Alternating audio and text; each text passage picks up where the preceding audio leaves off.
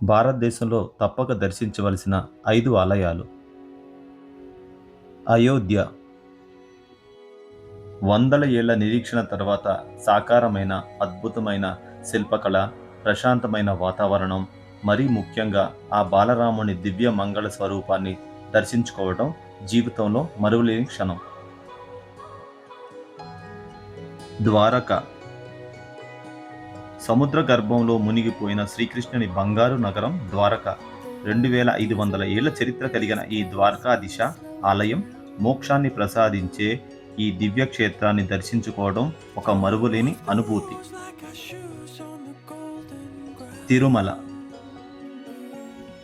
కలియుగ ప్రత్యక్ష దైవం వెంకటేశ్వర స్వామి కొలువైన పుణ్యక్షేత్రం తిరుమల. 7 కొండల మధ్య వెలసిన ఈ ఆనంద నిలయం కోట్లాది మంది భక్తుల నమ్మకానికి నిరుబటద్దం.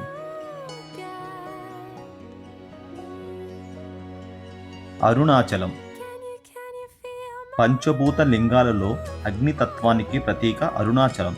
సాక్షాత్తు పరమశివుడే కొండ రూపంలో కొలువైన ఈ మహాక్షేత్రంలో గిరి ప్రదక్షిణ చేస్తే సర్వ పాపాలు తొలగిపోతాయని భక్తుల నమ్మకం. పూరి జగన్నాథ్ ఆలయం.